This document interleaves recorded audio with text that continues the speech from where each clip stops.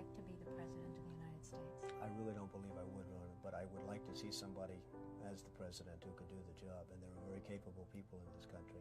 Why wouldn't you dedicate yourself to public service? Because I think it's a very mean life.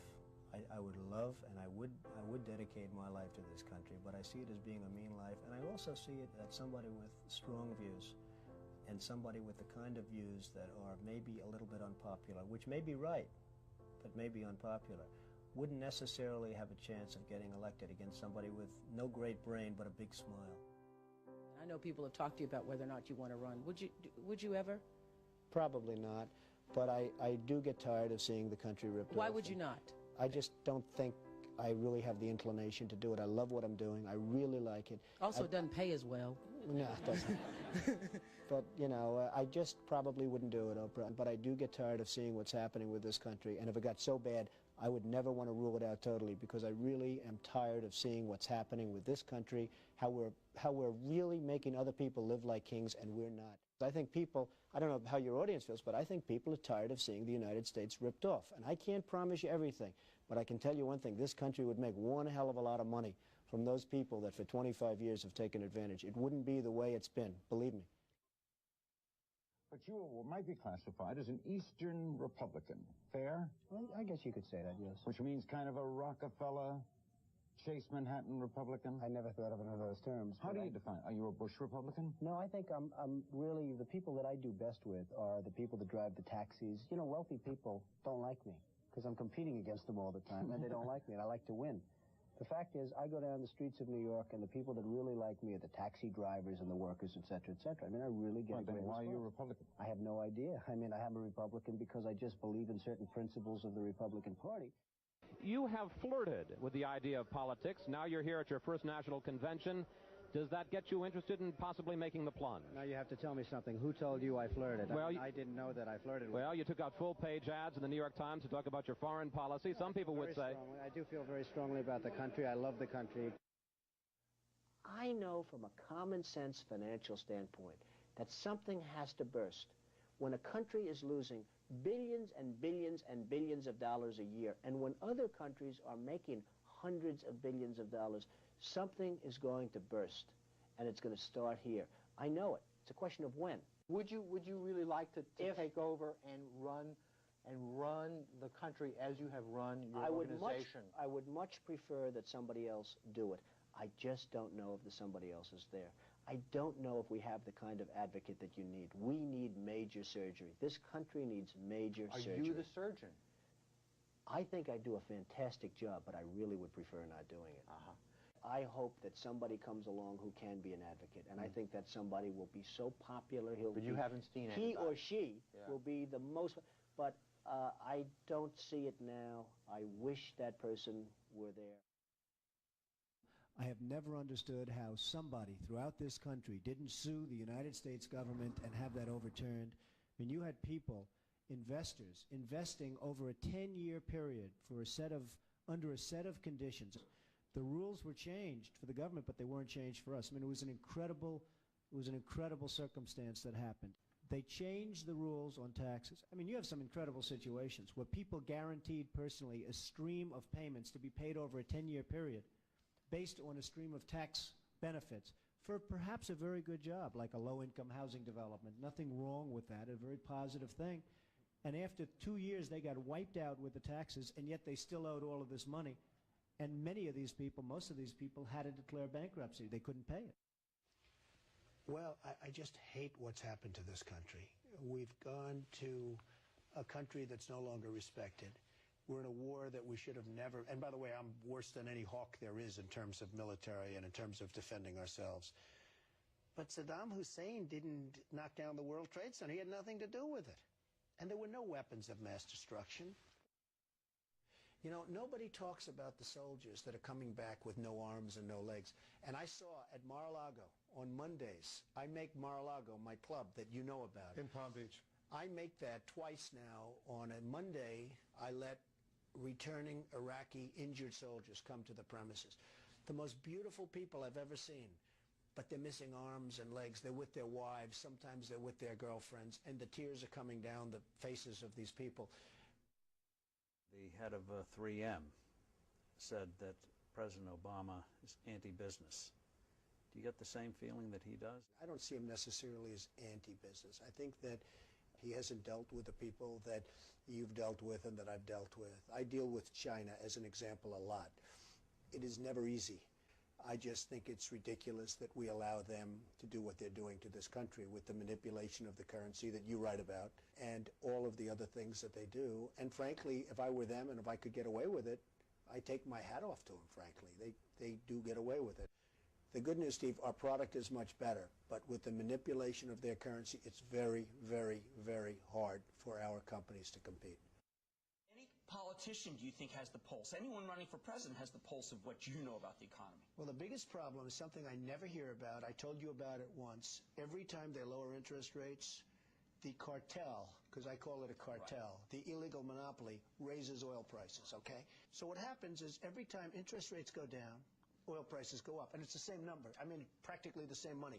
So they lower it, they raise it, they lower it, they raise it. Now you have oil that's close to 100, going to be over 100, and nobody in this country calls and says, get that damn oil price down. You get it down. But I have to tell you that our country is in serious, serious trouble. We owe $17 trillion. We have deficits that nobody can even comprehend. China, which I've been talking about for the last 5 years, they just devalued their currency. And the reason they did it, and everybody was surprised by it, was because our leadership is so weak and so pathetic that they can get away with it. And believe me, they're taking our jobs, and they're taking them big league. You look at other countries, they're all doing the same thing. They have no respect for our leader, and frankly, they have no respect any longer for our great country. And it's so simple to solve. What we need is a strong economy. What we need is jobs. Now you look at what's going on with Afghanistan. So they make a deal, and I'm not advocating stay, because frankly, I want to build this country. I want to build these schools. I don't want to build a school in Afghanistan, a road going to the school, watch it get built up and then blown up 4 times, and they keep rebuilding and rebuilding.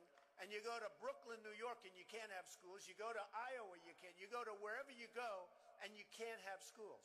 Because we don't have any money, because we're spending it in other places where, frankly, they don't want us, and I don't want them. And it's amazing. Our country is in serious trouble. We don't have victories anymore. The U.S. has become a dumping ground for everybody else's problems. We spent $2 trillion in Iraq. $2 trillion. We lost thousands of lives, and we have nothing. We can't even go there. We have nothing. Last quarter, it was just announced, our gross domestic product, a sign of strength, right? But not for us. It was below zero. Who ever heard of this? And our real unemployment is anywhere from 18 to 20%. Don't believe the 5.6. Don't believe it. Our enemies are getting stronger and stronger by the day, and we as a country are getting weaker. We have a disaster called the big lie, Obamacare. Yesterday it came out that costs are going for people up 29, 39, 49, and even 55%. It is a disaster. So I've watched the politicians. I've dealt with them all my life. They will never make America great again. They don't even have a chance. They're controlled fully by the lobbyists, by the donors, and by the special interests. We need a leader that can bring back our jobs, can bring back our manufacturing, can bring back our military, can take care of our vets. Our vets have been abandoned. We need somebody that can take the brand of the United States and make it great again. I will tell you, I love my life. I have a wonderful family. They're saying, Dad, you're going to do something that's going to be so tough. You know, all of my life I've heard that a truly successful person, a really, really successful person, and even modestly successful, cannot run for public office. Just can't happen. And yet that's the kind of mindset that you need to make this country great again. So, ladies and gentlemen, I am officially running for President of the United States, and we are going to make our country great again.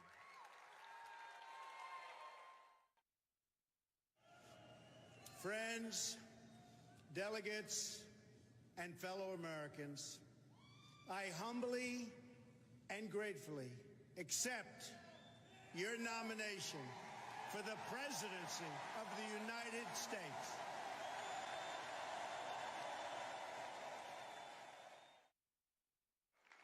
Working together, we will begin the urgent task of rebuilding our nation and renewing the American dream. I've spent my entire life in business looking at the untapped potential in projects and in people all over the world. That is now what I want to do for our country. We're going to get to work immediately for the American people. Again, it's my honor. It was an amazing evening. It's been an amazing 2-year period. And I love this country. Thank you. Thank you very much. January 20th, 2017 will be remembered as the day the people became the rulers of this nation again.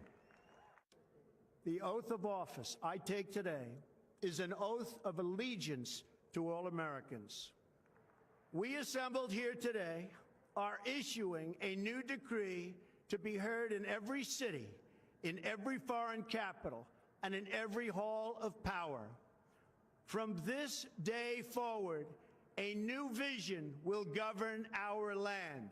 From this day forward, it's going to be only America first. America first. Every decision on trade, on taxes, on immigration, on foreign affairs will be made to benefit American workers and American families. I will fight for you with every breath in my body, and I will never, ever let you down. Together, we will make America strong again. We will make America wealthy again.